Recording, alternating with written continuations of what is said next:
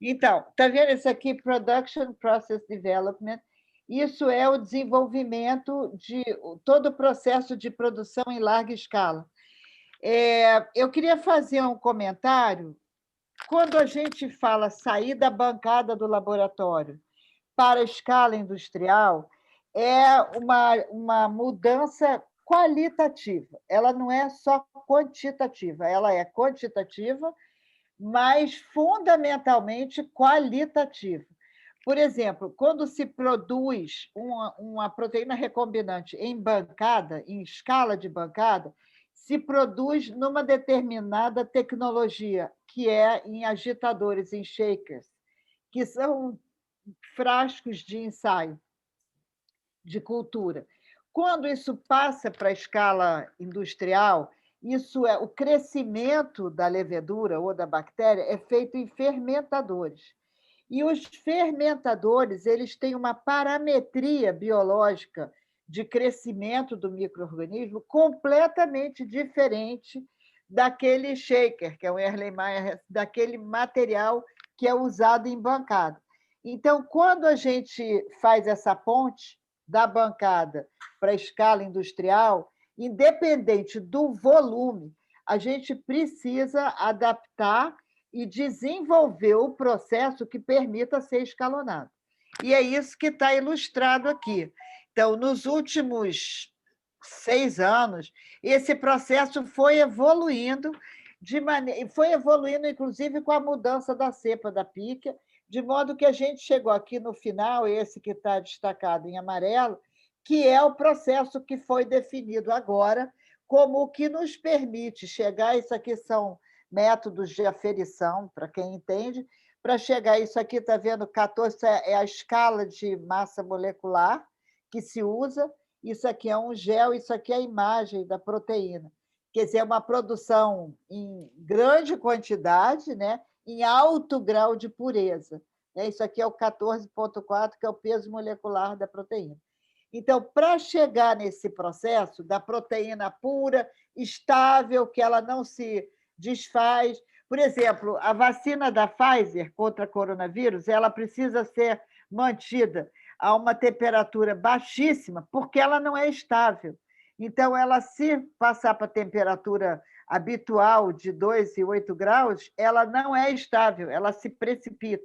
Eles agora melhoraram o processo de produção e ela vai poder ser usada sem ser em baixíssima refrigeração. Então, características como essa que permitem o uso de uma vacina no campo, por exemplo, para o gado, ela teria que ser estável. E aí a gente conseguiu desenvolver o processo de produção e de estabilização da proteína junto com o adjuvante, de modo que a gente já tem dados, quer ver?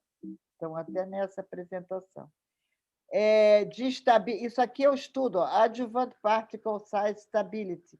Então, foram feitos estudos extensivíssimos para determinar o tamanho da partícula que, junto com o adjuvante, fica estável, e depois os estudos no hospedeiro final de vacinação, no gado, a gente tem dados até de 2 anos da vacina veterinária formulada com adjuvante e estável à temperatura ambiente. Olha aqui.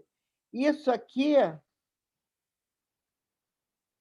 acho que não está nessa apresentação. Aqui, é a estabilidade depois de 1 ano. Então, essa linha azul é a imunização dos animais, no caso aqui, carneiros, depois de 1 ano da proteína pronta, e isso aqui, não, em vermelho, depois de 1 ano, e isso aqui, quando ela foi produzida. Então, aqui é real-time stability, a estabilidade real, 20 meses depois, room temperature, a temperatura ambiente. Então, isso é um processo, isso não vem assim sozinho, isso não se acha em lugar nenhum. Isso é um processo de desenvolvimento, que é a estabilidade da fórmula. Então, ela já está estabilizada com essa tecnologia que a gente usou nesse nível. E ela formulada com adjuvante. Mas a gente teve, esse ano que passou, uma experiência também que se soma a esse dado, que foi a transferência de tecnologia da proteína para a Universidade de Nebraska, que é uma CMO, uma Contract Manufacturing Organization, para a produção de um lote GMP para os testes clínicos humanos. Então, eles produziram por contrato, a gente pagou, eles produziram, mas para eles produzirem, a gente teve que fazer a transferência da tecnologia com sucesso. E não é uma coisa trivial. A gente passou os protocolos, eles são altamente especializados, teve um probleminha porque eles não seguiram o protocolo 100%, mudaram lá o pH, a gente identificou, corrigiu e agora o lote ficou pronto. Então, foi uma experiência muito importante da gente sentir que tem a maturidade e expertise de transferir a tecnologia. Né? Não sou só eu, é a equipe, e a gente tem gente especializada, e isso foi feito com sucesso. Não é trivial isso, né? Porque o fato de ter a vacina humana puxando para um lado e a vacina veterinária, que tem outras características, fez com que a gente acumulasse um conhecimento muito grande. Por exemplo, se fosse só uma vacina veterinária, eu não tinha que fazer um lote em GMP.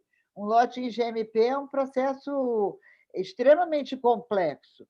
Né? Por outro lado, se não fosse uma vacina só humana, eu não ia ter que ter uma estabilidade à temperatura ambiente junto com o adjuvante, porque para vacina humana eu não preciso disso. Então, a gente foi agregando características e qualidades em função dos dois eixos de desenvolvimento, entendeu?